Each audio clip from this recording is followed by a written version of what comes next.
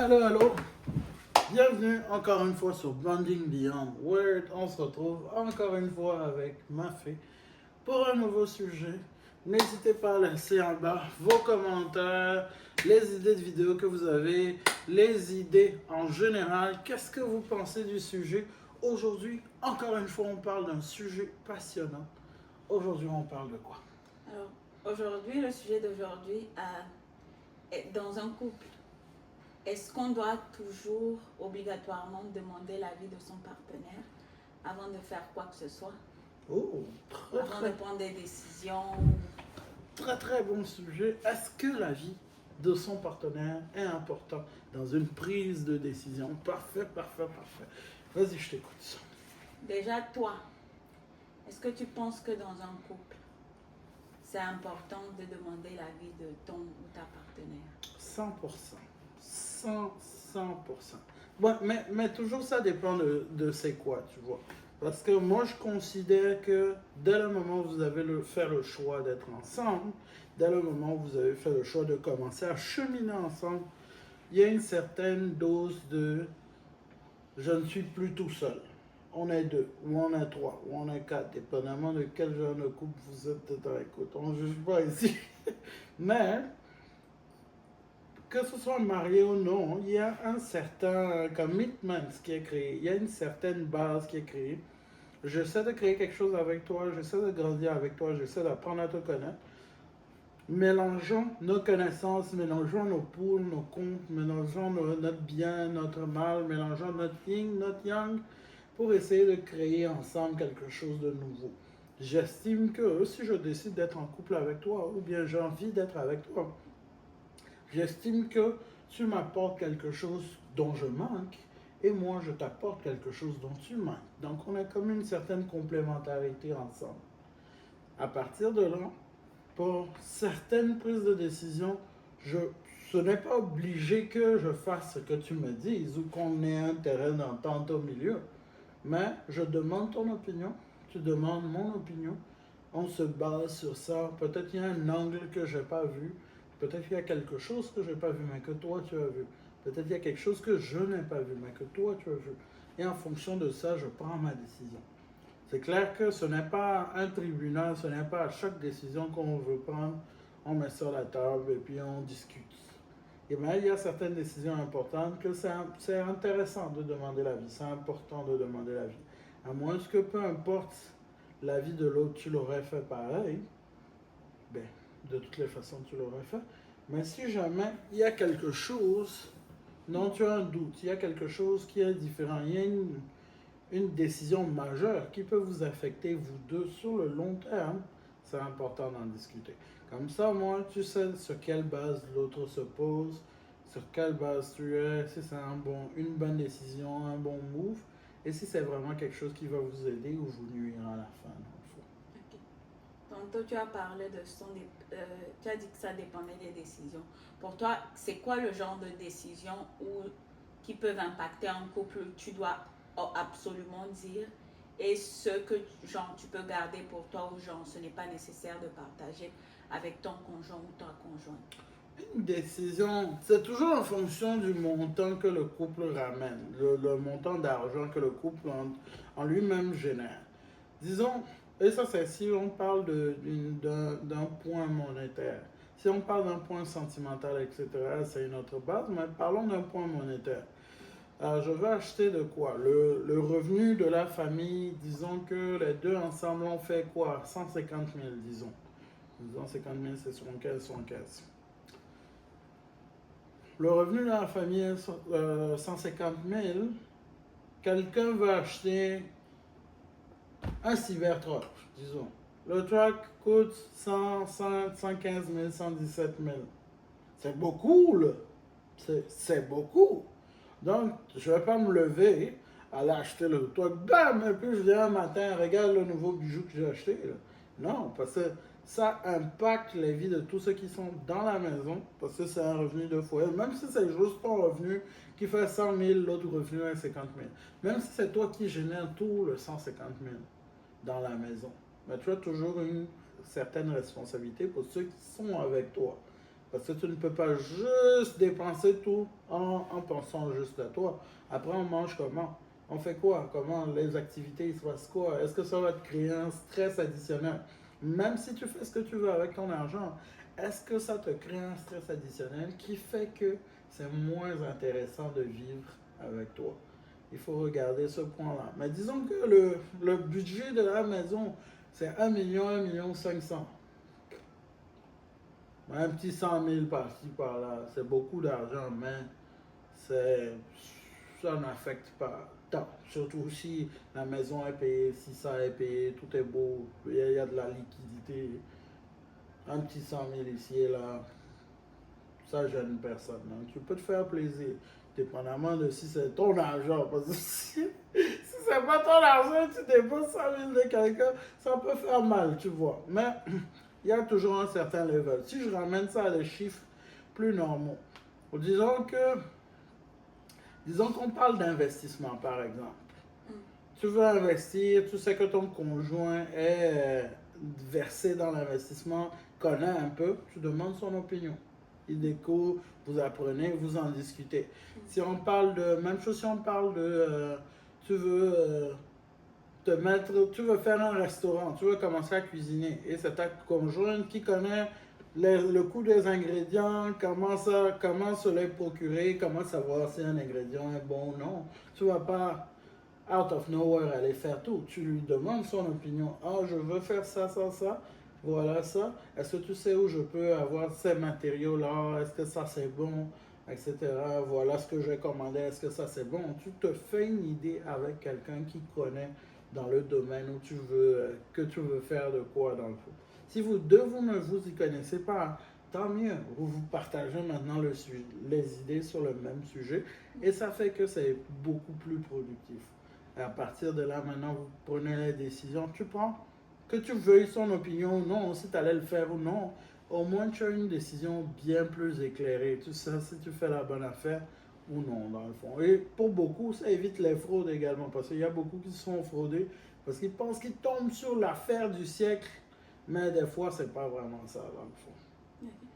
Souvent, on est confus, on ne sait pas si on doit demander l'avis, si on doit informer, si on doit demander la permission à son conjoint avant de faire quoi que ce soit.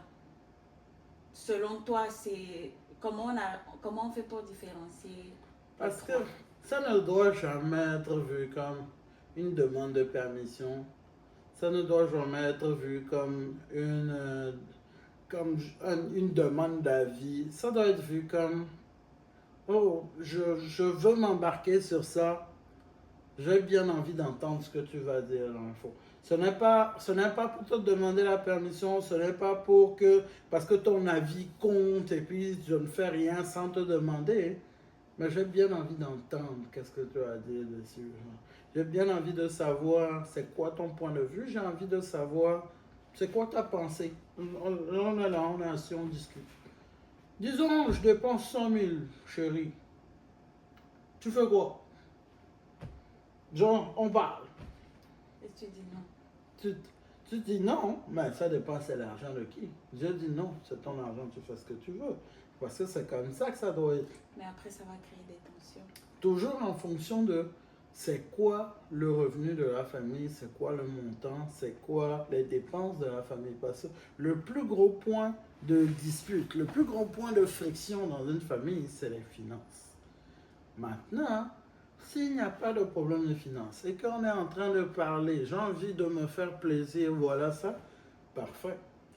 Si c'est les dépenses de la maison, si c'est les finances de la maison complète, quel est le plan pour qu'on atteigne ça? Ok, tu me dis non aujourd'hui. Pourquoi tu me dis non? De un. De deux, je le veux vraiment. Quel est le plan pour qu'on y arrive?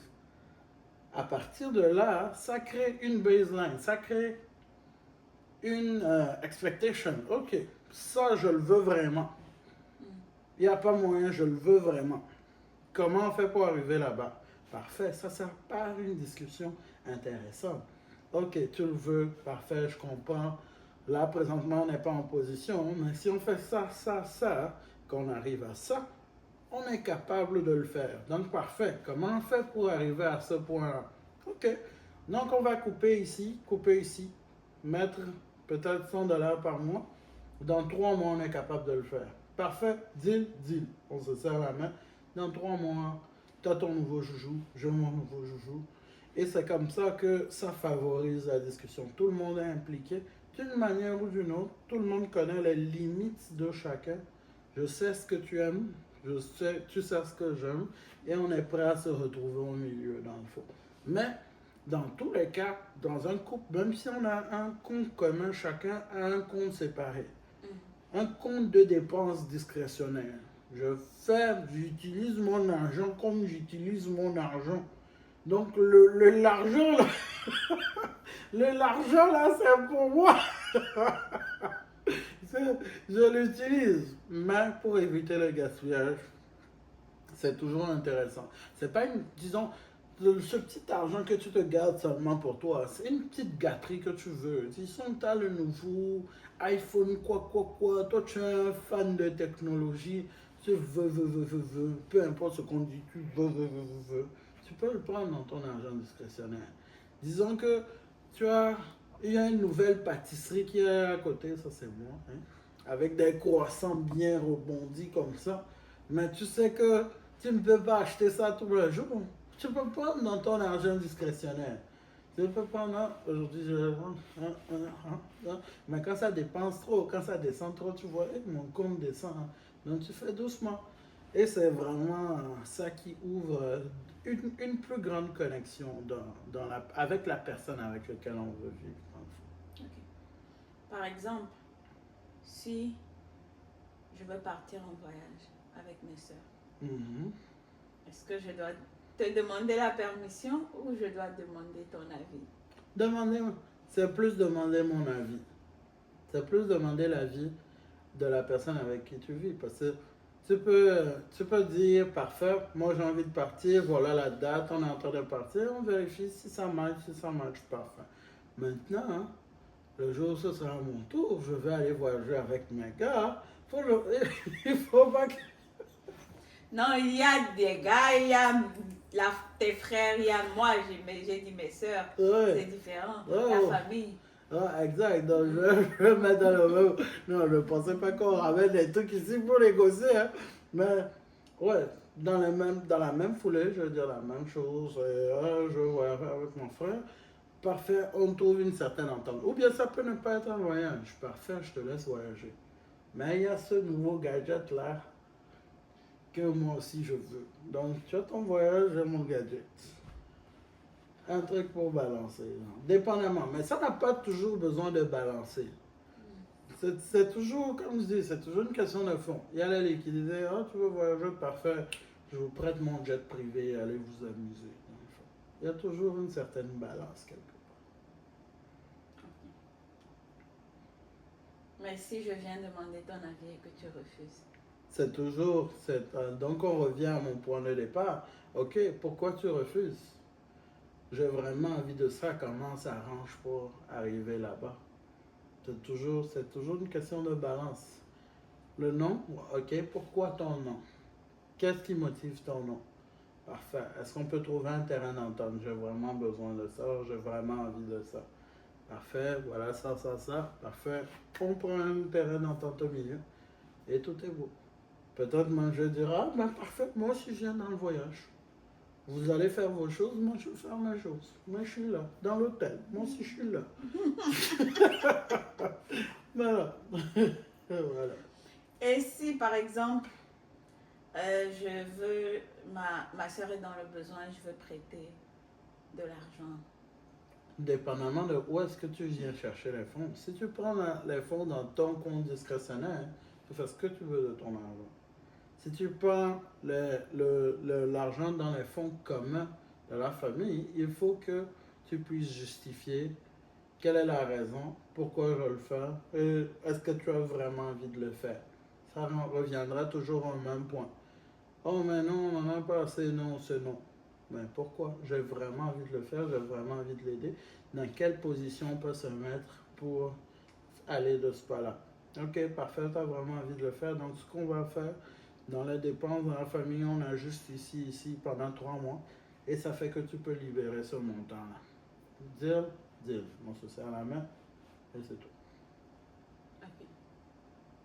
Donc, si je comprends bien ce que tu veux dire, au niveau des finances, si par exemple, tu veux, par exemple, voyager, faire des trucs, te faire plaisir, si c'est dans ton argent à toi-même, peu importe c'est quoi, si ça vient de tes fonds propres, ça ne vient pas du compte commun, tu peux le faire sans nécessairement demander l'avis de ton ou de ta partenaire. Tu ne demandes pas sa permission. Tu demandes qu'est-ce qu'il en pense. Okay. Tu ne demandes pas sa permission. Soit j'ai vraiment envie de le faire, soit je n'ai pas envie de le faire. J'ai vraiment envie de le faire, parfait. Quand tu vas lui parler, ce n'est pas pour lui demander sa permission, c'est pour demander son point de vue. Où est-ce qu'il en a? Si tu pars, est-ce que ça l'affecte?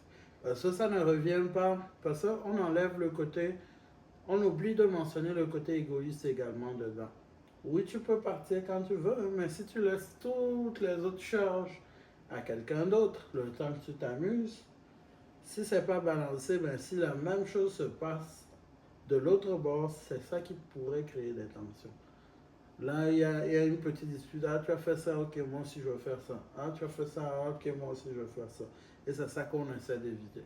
On essaie d'avoir une certaine aura de discussion, de partage, de communication pour que les interactions soient vraiment plus simples de tous les bords.